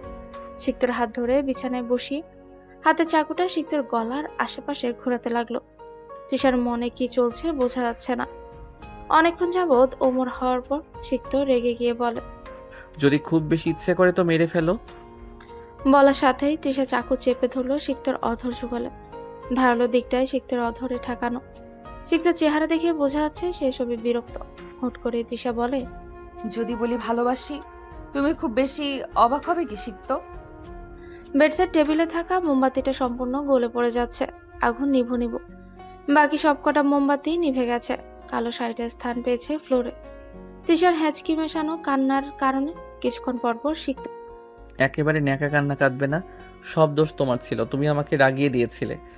তৃষা নাক টেনে বলে, পুড়ে যাওয়া চামড়া ছিলে গেছে সিক্ত, প্রচুর জ্বলছে, প্লিজ দূরে যাও। চুপ থাকো, এখনো কিন্তু আমার মুড চেঞ্জ হয়নি, বেশি নাটক করবে তো। হু হু করে কেঁদে উঠল তৃষা। নিজের বোকামোর জন্য আফসোস না করে পারছে না সে। তখন কেন নিজের সত্যটা বলতে গেল? তৃষা ভালোবাসি বলার পর সিক্ত অবিশ্বাস্য দৃষ্টিতে তার তৃষাকে দেখেই যাচ্ছে। তৃষাও তাকে ভালোবাসে। শোনার পর মাথার ভেতরে চিনচিন ব্যথা শুরু হয়েছে। ক্রমশ শ্বাস ভারী হতে শুরু করেছে। কাঁপা কাঁপা কণ্ঠে জিজ্ঞেস করে, তুমি আমাকে ভালোবাসো ত্রিশু? হ্যাঁ, তবে নামটা ভিন্ন। সিমেনের সাথে পরিচয়ের কত বছর পরে আমি প্যারিসে গিয়েছিলাম জানো? 3 বছর। সিমেনের সাথে কথা বলার পর প্যারিসে গিয়েছিলাম। আমার জন্য নিজের ধর্ম বদলাতেও চেয়েছিল, তাই আমি কালেমা পড়া শেখাচ্ছিলাম ওকে। মনে আছে আমার, ওর জন্য বেশ কষ্টকর ছিল, কিন্তু শুধুমাত্র আমার জন্য সেটাও করেছিল সিমেন। ছেলেটা আমাকে অনেক ভালোবাসতো। আমাদের মাঝখানে কাটা হয়ে প্রবেশ করেছিলে তুমি। তুমি আমার প্রেমে এতই পাগল হয়ে গিয়েছিলে যে আমার সিমেনকেই মেরে ফেললে। তোমাকে কখনো মাফ করা সম্ভব নয় সিক্ত। সিক্ত কিছু বলার মতো অবস্থায় নেই। সিমেনকে তো সিক্ত নিজেই নিজের সব থেকে ভালো বন্ধু বানিয়েছিল। সব মাথার উপর দিয়ে যাচ্ছে। তৃষা আর সিমেনকে একসাথে দেখেও কখনো অমন কিছু মনে হয়নি। তো কি সব হচ্ছে এগুলো? তুমি আমার ভালোবাসার, আমার সিমেনের খুনি। তুমি একজন খুনি সিক্ত। আমি খুনি নই, আমি মারিনি সিমেনকে। আমি তো জানতামই না তোমাদের বিষয়ে। প্লিজ মিথ্যে অপবাদ দিও না আমাকে। তুমি সেদিন সিমেনকে ধাক্কা দিয়েছিলে। আমি সিমেনকে দেখার জন্যই ব্যালকনিতে গিয়েছিলাম। আমার সামনে সিমেন নিচে পড়ে গিয়েছিল। আমি কিছুই করতে পারিনি। বলেই কাঁদতে লাগলো তৃষা। সিক্ত সেদিন রাতের কথা মনে করার চেষ্টা করে, কিন্তু কিছুই মনে পড়ে না সিক্তের। ব্রেনে বেশি চাপ প্রয়োগ করায় অসহ্যনীয় ব্যথা শুরু হয় সিক্তের। আজও সেটার ব্যতিক্রম হলো না। প্রচন্ড মাথা ব্যথা নিয়ে ছটফট করতে লাগলো সিক্ত। প্রথমে তৃষা ভয় পেয়ে গেলেও পরক্ষণে বলতে লাগলো, খুন করে এখন নাটক করছো সিক্ত। তোমাকে আমি তোমার প্রাপ্য শাস্তি তখন দিতে পারিনি ঠিকই, কিন্তু এখন থেকে প্রতিটা মুহূর্তেই তুমি খুনির ট্যাগ নিয়ে ঘুরবে। তুমি একটা খুনি সিক্ত, তুমি খুনি। সিক্ত কেমন যেন হয়ে গেছে মুহূর্তে। তৃষার গায়ে প্রথমবারের মতো হাত তুলল। তৃষা ছিটকে দূরে গিয়ে পড়ে আর বলে, তোমার স্বভাব মানুষকে আঘাত করা। তুমি সেটা চাইলেও বদলাতে পারবে না। তারপরে সিক্ত তৃষার চুলের ভাঁজে হাত ঢুকিয়ে পেঁচিয়ে নিজের কাছে এনে বলে, সিক্ত মিথ্যা বলে না। ছাড়ো সিক্ত। সিক্ত তৃষার চোখে চোখ রাখে। সিক্তের চোখে চাহনিতে তৃষার ভয় হলেও সে ভয়টাকে লুকিয়ে রেখে বলে, সিক্ত দ্বিতীয় ভুল করো না প্লিজ। ভালোবাসি। আমি ভালোবাসি না তোমাকে। তুই বলেছিলি তুই আমাকে ভালোবাসিস। বলেই তৃষার মাথাটা নিজের আরো কাছে আনতেই তৃষা নিজের হাত এবার সিক্তকে থাপ্পড় মারতে ব্যবহার করে। সিক্ত যেন এবার হিংস্র হয়ে ওঠে। আয়নার সামনে বসেছে তৃষা। মাত্রই গোসল করে বেরিয়েছে সে। চুল থেকে টপ টপ করে পানি পড়ছে। পরনের ব্লাউজ ভেদ করে পুরো পিঠ ভিজে গেছে। তৃষা গলার কাছের দাগটা দেখে ডুকরে কেঁদে ওঠে। খুব সুন্দর স্বপ্নের বিচ্ছেদ ঘটল কারো গুনগুন করার শব্দে। সিক্ত বিরক্ত নিয়ে উঠে দেখলো তৃষা কাঁদছে। তৃষাকে নম্রতার সাথে জিজ্ঞেস করলো, আরে বউ, সকাল সকাল হঠাৎ কান্না করছো কেন? জানো আমি কত সুন্দর একটা স্বপ্ন দেখেছিলাম, তুমি সব নষ্ট করে দিলে। তৃষার কানে যেন কিছুই পৌঁছালো না। সে নিজের মতো করেই কেঁদেই যাচ্ছে। সিক্ত উঠে এসে তৃষাকে পেছন থেকে জড়িয়ে ধরে আর আয়নায় তাকায়। তার চোখ দুটো নিজেদেরও বিশ্বাস করতে পারছে না। তৃষাকে ছেড়ে দিয়ে নিজেকে ভালো মতো পরখ করে নিয়ে তৃষাকে জিজ্ঞেস করে, আমার শরীরে এসব কিসের দাগ? গত রাতে কি হয়েছিল তৃষা? আমার কিছু মনে নেই কেন? আমি কি করেছি ত্রিশু? এই বউ, আমি কি করেছি? তৃষাকে টেনে তুলে প্রশ্ন করছিল সিক্ত। তৃষা অন্যদিকে তাকিয়ে নিজের হাতে দেখলো পুড়ে যাওয়া চামড়া উঠে গিয়ে বাজে অবস্থা। কিভাবে হলো এটা? নিজের একটু কেয়ার করো না কেন? তুমি খুবই ইরেসপন্সিবল। তৃষা মাথা ঘুরিয়ে তাকালো। এই ছেলেটার বলা এবং করার কিছুই বোধগম্য হচ্ছে না তৃষার। এই ছেলেটা সত্যিই স্বাভাবিক নয়। তৃষা চোখ বন্ধ করেই রইল কিছুক্ষণ। ইচ্ছে করছে বিছানায় আবারও শরীরটাকে এলিয়ে দিতে আর সিক্তের মাথাটা ফাটিয়ে দিতে। গোসল করার সময় ক্ষত স্থানগুলোতে যখন পানি পড়ছিল সে সময় তৃষার মনে হচ্ছিল কেউ তার দেহ থেকে প্রাণটা বের করার চেষ্টা করছে। তৃষাকে ছেড়ে ওয়াশরুমে গেছে সিক্ত। তৃষা সম্পূর্ণ ঘর সুন্দর করে গোছাতে শুরু করে। লম্বা গোসল শেষ করে বের হয় সিক্ত। তৃষাকে উপন্যাসের বইয়ে মাথা গুজে থাকতে দেখা গেল। সিক্ত ড্রেসিং টেবিলের সামনে গিয়ে ক্ষত স্থানগুলোতে হাত দিল। সবগুলো গোলাপি হয়ে গেছে। আয়নায় দেখলো তৃষা চোরা চোখে চুপি চুপি তাকিয়ে দেখছে। ঠোঁটে ফুটে উঠল প্রাপ্তির হাসি। সিক্ত হেয়ার ড্রায়ার হাতে নিয়ে তৃষাকে বলে, গত রাতে কি তুমি জঙ্গলি বিড়াল হয়ে গিয়েছিলে নাকি? আমার শরীরে দাগগুলো কিন্তু তাই বলছে। তৃষা উপন্যাসের বইটা নামিয়ে সিক্তকে দেখলো। সিক্ত সত্যিই বলেছে। লম্বা শ্বাস টেনে ছেড়ে দিয়ে কিছু না বলেই আবারও বই মুখ গুছল তৃষা। সিক্ত কালো টি শার্ট পরে তৃষার সামনে এসে বলে, এই জঙ্গলি বিড়াল বউ গলারই চিহ্ন কিভাবে লুকাবো? তৃষা কোনো উত্তর দিল না। তৃষার থেকে উত্তর না পেয়ে সিক্ত বেরিয়ে যাওয়ার জন্য দরজা খুলতেই তৃষা বলল, সিক্ত না, এভাবে যেও না, নিচে তোমার বাবা মা আছে। সিক্ত তৃষার কথাটা শুনেও না শোনার ভান করে বেরিয়ে গেল। দুপুরের কড়া রোদে ব্যালকনিতে এসে দাঁড়িয়েছে তৃষা।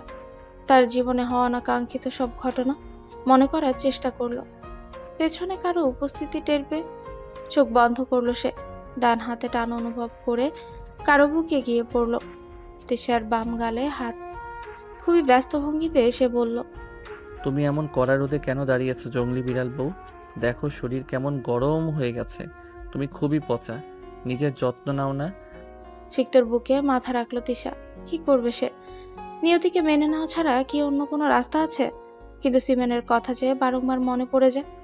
অতীতে পড়ে থাকলে কি চলবে না? আর বর্তমানকে মেনে নেওয়া যাচ্ছে না। এই সম্পর্কের ভবিষ্যৎ কি হতে পারে? মাথায় এসব বিষয় নিয়ে চাপ প্রয়োগ করলো না তৃষা। এসব ভাবতে গেলে প্রচন্ড মাথা ব্যথা করে। বেশ কিছুক্ষণ সময় ওভাবে দাঁড়িয়ে থাকার পরে তৃষাকে বাজা কোলে ঘরে নিয়ে আসলো সিক্ত। তৃষা সিক্তকে দেখছে আর ভাবছে, সিক্ত তার হিংস্রতাপূর্ণ সময়গুলো ভুলে যায় কেন সেটা জানা এখনো বাকি। হয়তো এই জন্যই সিমেনকে মেরে ফেলার ঘটনা তার মনে নেই। একটা পেন ড্রাইভ নিয়ে এসেছে সিক্ত। ল্যাপটপ অন করে পেন ড্রাইভে যা ছিল সেগুলোই হয়তো দেখছে। আর চোখে সেসব দেখে মাথা ঘোরায় তৃষার। এ বাড়িতে থাকাটা খুবই কষ্টকর হয়ে উঠছে তৃষার জন্য। সিক্তকে যতবার দেখে ততবারই যেন বুকের ভেতরে চাপা কষ্টগুলো জাগ্রত হয়। কি এমন ক্ষতি হতো যদি সিমেন জীবিত থাকতো? সিক্ত উঠে দাঁড়ায়। তৃষা দেখেও না দেখার ভান করে রয়। সিক্ত যখন ওর পাশে এসে দাঁড়ায় তখন তৃষা মাথা তুলে তাকালো। বিরক্ত নিয়ে জিজ্ঞেস করলো, কি হয়েছে? সিক্ত খানিকটা ঝুঁকে মুখে হাসি ফুটিয়ে বলে, আজ কি হয়েছে সেটা বলি। বাহিরে যাওয়ার পর অনেকেই আমাকে অদ্ভুতভাবে দেখছিল। ওসব দেখে কিন্তু আমার একটুও খারাপ লাগেনি। আমি ওদের কি বলেছি জানো? বলেছি এসব আমার জঙ্গলি বিড়াল বউয়ের কাজ। বলেই মাথা তুলে মিটমিট করে হাসে। তৃষার রাগ হলো। ওসব তো নিজেকে বাঁচানোর জন্য হয়েছে। ভালোবাসার একটু চিহ্ন নেই সেথায়। তৃষা বিরক্তি নিয়েই বলে, যাও এখান থেকে। সিক্ত তৃষার হাত ধরে টেনে তোলে। তৃষা হাত ছাড়ানোর চেষ্টা করার আগে সিক্ত তৃষাকে ল্যাপটপের সামনে সোফায় বসায়। ল্যাপটপের স্ক্রিনে চোখ যেতেই সে অবাক হয়ে গেল।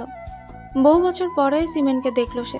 সিমেনের মধ্যে সব থেকে বেশি পছন্দের জিনিসটি হলো তার হাসি। তৃষার চোখে পানি। মুখ ঢেকে হু হু করে কেঁদে উঠে তৃষা। সিক্ত পাওয়ার বাটনে ক্লিক করে বলে, তুমি সিমেনের ব্যাপারে হয়তো অনেক কিছুই জানতে, কিন্তু তোমার কথা শুনে বুঝেছিলাম তুমি এই ভিডিওটা দেখোনি আর না সিমেনের সম্পর্কে সব জানতে। সিমেন কোনো সাধারণ বাড়ির ছেলে ছিল না। তার বাবার সম্পর্কে তুমি কিছুই জানো না। তোমার অগোচরে সিমেন 12 জন বডিগার্ড নিয়ে ঘুরে বেড়াতো। ওর জীবনটা আমাদের মতো কখনোই ছিল না। গত বছরই ওর বাবার সাথে দেখা করে এসেছি। সিমেনের উপরে প্রথম অ্যাটাক হয় ওর 10 বছর বয়সে। তখন থেকে ওকে কড়া নিরাপত্তায় রাখা হয়। হয়তো তুমি ভয় পাবে বলে এসব তোমায় বলেনি। তুমি এটাও নিশ্চয়ই জানতে না যে সিমেন যেদিন মারা যায় তার অবস্থানরত হোটেলটা ওর নিজেরই ছিল। আর সিমেন সবসময় রুম নাম্বার 509 থাকতো। এবার ভিডিওটা দেখো। ভিডিও প্লে করলো সিক্ত। সিমেনকে কারোর সাথে ফোনে কথা বলতে দেখা যাচ্ছে। তৃষার সাথে কথা বলছিল সে সময়। তৃষার কথা মতোই ব্যালকনিতে আসে সিমেন। তৃষার দিকে ঘুরে কথা বলছিল সিমেন। হুট করে সামনে তাকাতে সিক্ত ধরার সাথে সাথে নিচে পড়ে গেল। তৃষা সিমেন নামটা বলে চিল্লিয়ে কাঁদতে লাগলো। সিক্ত শক্ত করে চাপটে ধরলো তৃষাকে। তারপর তৃষাকে শান্ত হতে বলে ভিডিও দেখতে বলল। ভিডিও রিয়েলাইট করে দেখালো সিমেনকে সামনে দেখে ড্যাড সরো শুট করা হয়েছিল। ড্যাড সিমেনের কাঁধে লাগে। সিমেন সামনের দিকে ঝুঁকতেই সিক্ত ধরার সময় সিমেন পড়ে যায়। সিক্ত আবারও বলতে লাগে, সিমেনের রুমে 2টো ক্যামেরা লাগানো ছিল, একটা রুমের ভিতরে আর একটা বেলকনিতে। তুমি কি ভেবেছিলে সিমেনের মতো সেলের মৃত্যু কিভাবে হলো সেটা ইনভেস্টিগেট না করে সবাইকে ছেড়ে দিবে? আমাকে কম হয়রানির শিকার হতে হয়নি। আমার সিমেনকে ফিরিয়ে এনে দাও প্লিজ। সিমেনকে ফিরিয়ে আনা সম্ভব নয়। আর ও যদি আসতেও পারতো তোমাকে ওর কাছে কখনোই দিতে পারবো না আমি। ও নেই ত্রিশু, প্লিজ আমাকে মেনে নাও। মিথ্যে কথা, তুমি সিমেনকে মেরেছো। এই ভিডিও বানিয়ে এনেছো তুমি। তুমি আসলেই একটা। যাই হোক, ভিডিওটা আনা এত সহজ ছিল না। সিমেনের বাবাকে অনেক রিকোয়েস্ট করে আনিয়েছি। একটু সময় লেগেছে বটে। তুমি বারবার কেন আমাকে দোষারোপ করছো? সিমেনের খুনি 2 বছর আগেই ফাঁসি হয়ে গেছে। তৃষা সিক্তের বুকে এলো পাথারিভাবে মারতে লাগে। কান্না মিশ্রিত কণ্ঠে একটাই কথা আওড়াতে লাগলো, আমার সিমেনকে এনে দাও। বলতে বলতে জ্ঞান হারিয়ে ফেলে তৃষা। রাত 11টা, কিছুতেই খেতে চাইছে না তৃষা। সিক্ত নিজেও কিছু খায়নি তৃষার জেদের কারণে। সিমেনের মৃত্যুর ভিডিও দেখার পর অনেক বেশি ভেঙে পড়েছে। হয়তো পুরনো ব্যথা পুনরায় উজ্জীবিত হওয়ায় কিছু কিছু বিচ্ছেদ অনেক বেশি পেরা দেয়, যা ভুলে যাওয়ার মতো হয় না। আর কিছু কিছু বিচ্ছেদ কিছু দিনের জন্য কাঁদায়। রাতে দুজনের মধ্যে কেউই কিছু খেলো না। সকাল 7:18 ঘুম ভাঙে সিক্তের। পাশে তৃষাকে না পেয়ে বুকের তীব্র ব্যথা অনুভব করে। তৃষা ওকে ছেড়ে চলে গেল না তো? এত সকালে এর আগে তো ঘর থেকে বেরোয়নি। তৃষাকে খোঁজার জন্য দরজা খুলতে তৃষাকে দরজায় পেল। তৃষাকে ঘরে ঢোকার জন্য রাস্তা দিয়ে সিক্ত বলে, আমি জানি তুমি অনেক কষ্ট পেয়েছো। তুমি যেমন কষ্ট পেয়েছো সেই কষ্ট আমাকে পেতে দিও না প্লিজ। তুমি যদি আমাকে ছেড়ে যেতে চাও, আমি সেটা সহ্য করতে পারবো না ত্রিশু। তৃষা কিছুই বলে না। সিক্ত বেলা 11টা পর্যন্ত বাড়িতে ছিল। তৃষা স্বাভাবিক ব্যবহারই করেছে। সিক্ত অফিসে চলে যাওয়ার আধ ঘন্টা পর তৃষাও বেরিয়ে গেল। অনেক কাজ জমা পড়েছিল, সব শেষ করে ফিরতে অনেক দেরি হয়ে গেল সিক্তের। দুপুরে মাত্র একটা বার্গার খেয়েছিল, যার দরুন এখন প্রচন্ড খিদে পেয়েছে তার। বাড়িতে এসে সোজা নিজের ঘরে ঢুকে সিক্ত। ঘর অন্ধকার ছিল। সিক্ত ঘরে ঢুকার সাথে সাথে অনুভব করলো ঘরটা ফাঁকা, কোনো মানুষ নেই। দ্রুত লাইট অন করতে তার ধারণা সত্য হলো। পা দুটো ক্রমশ শক্তি হারিয়ে সেখানে লুটিয়ে পড়ে। তৃষাকে এতবার বলার পরও সে ছেড়ে চলে গেল। ছেলেকে নিচে নামতে দেখে উপরে উঠে এলেন নবনীতা। দরজা খোলা থাকায় তিনি দেখতে পেলেন সিক্ত মেঝেতে বসে আছে। তিনি অতি দ্রুত সিক্তের সামনে এসে সিক্তের মাথায় হাত দিয়ে বলেন, কি হয়েছে বাবা, কাঁদছিস কেন? তুই ঠিক আছিস তো? মা তৃষাকে এতবার বলার পরেও আমাকে ছেড়ে চলে গেল মা। না বাবা। কেন গেল মা? আমিও তোকে ভালোবাসি। ও কি পারতো না আমাকে একটু ভালোবাসা দিতে? তৃষা কোথাও যায়নি বাবা, ওঠ, আয় আমার সাথে। সামান্য আশার আলো দেখতে পেয়ে মায়ের হাতে আবদ্ধ হয়ে হাঁটতে লাগলো সিক্ত। মা, আমার ত্রিশু কি এখানে আছে? এই পাশে এত অন্ধকার করে রেখেছো কেন? চুপ থাক, চল আমার সাথে। বলে গেস্ট রুমের দরজা খুলে দেয়। অন্ধকার রুম দেখে অবাক হয় সিক্ত। ড্রিম লাইট হলেও জানলা থাকে ওইসব রুমে, আর প্রতিদিনই পরিষ্কার করা হয়। ভিতরে যা, তোর টিস্যুকে খুঁজে নে। নবনীতা সিক্তকে ঘরে ঢুকিয়ে দরজা বন্ধ করে চলে গেল। সিক্ত অনুভব করলো ওর আশেপাশে কেউ আছে। পকেট থেকে মোবাইল বের করলো, যেন ফ্ল্যাশ লাইটটা অন করে তৃষাকে দেখতে পায়। সাথে একটা কণ্ঠ বলে ওঠে, না সিক্ত, আমার সব কষ্ট বৃথা হয়ে যাবে। সিক্ত মোবাইলটা পকেটে ঢুকিয়ে নেয়। একটা মিষ্টি সুবাস নাকে এসে লাগে। ছোট্ট একটা মোমবাতি জ্বালিয়েছে তৃষা। সুবাসটা সেই মোমবাতি থেকে এসেছে। তৃষাকে দেখা মাত্রই তৃষার কাছে ছুটে গেল সিক্ত। তৃষার গালে 2 হাত রেখে কপালে কপাল ঠেকালো। 1 হাত কোমরে জড়িয়ে বলল, আমি আমার প্রথম ভালোবাসাকে হারাতে চাই না ত্রিশু। প্লিজ আমাকে ছেড়ে যেতে চেও না। তুমি আমার প্রথম ভালোবাসা নাও, কিন্তু আমার শেষ ভালোবাসা সমৃদ্ধ। সব ঠিক আছে এখন? সোহেলকে চিন্তিত দেখে নবনীতা হেসে বলে, হ্যাঁ, সব ঠিক আছে। তোমার জন্যই ঠিক হয়েছে। তুমি যদি তখন তৃষাকে না বুঝতে, হয়তো আমার ছেলেটা আবারও ছন্নছাড়া হয়ে পড়তো। ফ্ল্যাশব্যাক। সিক্ত বাড়ি থেকে বের হওয়ার পর তৃষা কাপড় গুছিয়ে নিচে নেমেছে। উদ্দেশ্য বাড়ি ছেড়ে বহু দূরে চলে যাও। এ বাড়িতে থাকতে অনেক কষ্ট হয় তার। নবনীতা তৃষার হাতে ব্যাগ দেখে ছুটে এলেন। তৃষাকে জিজ্ঞেস করতে এসে বলল, এই বাড়িতে থাকা আমার জন্য সম্ভব নয়। আপনার ছেলেকে বুঝিয়ে দিয়েন। ও তোমাকে না পেলে এবার হয়তো বাঁচবে না। প্লিজ তুমি যেও না। গতবার তুমি না বলে ছেড়ে গিয়েছিলে বলে দীর্ঘ 7টা মাস ছেলেটা আমার মানসিক হসপিটালে থেকেছে। এখনো প্রায় সময় কিছু কিছু ঘটনা ভুলে যায় সে। আমার ছেলেটাকে আর কষ্ট দিও না মা, আমি হাত জোর করে বলছি। কি হয়েছিল সিক্তর সাথে? আমি তো ওকে কখনোই ভালোবাসি বলিনি, তাহলে কেন? সিক্ত তোমাকে ভালোবাসতো শুরু থেকেই। যখন প্রথমবার দেখেছিল তখন থেকেই। আমার সাথে ওর প্রতিদিন কথা হতো, আর সিক্ত প্রতিদিন তোমার কথা আমাকে বলতো। একদিন নাকি গরম কফি পান করার সময় জিব্বা পুড়িয়ে ফেলেছিলে, তারপর থেকে নাকি তোমায় কফি ছেও দেখতে দিত না। তোমার লাল রঙের স্কার্ফটা এখনো সিক্তর কাছে আছে, ওটা হারায়নি। সিক্তই তোমাকে না বলে নিজের কাছে লুকিয়ে রেখেছিল। তোমার কোনো জিনিসই হারাতো না, সব সিক্ত নিজের কাছে লুকিয়ে রাখতো। আমি সিক্তর মা, আমি জানি আমার ছেলেটা কেমন স্বভাবের।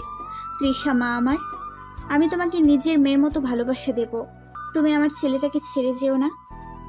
গাল বেয়ে টুপটুপ করে পানি পড়তে লাগলো তৃষার।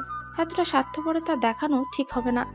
তৃষার মনে হলো সে জানে ভালোবাসা হারালে কতটা কষ্ট হয়। সে নিজেও ভালোবাসা হারালেও আরেকজনের ভালোবাসা কেড়ে নেওয়া উচিত হবে না।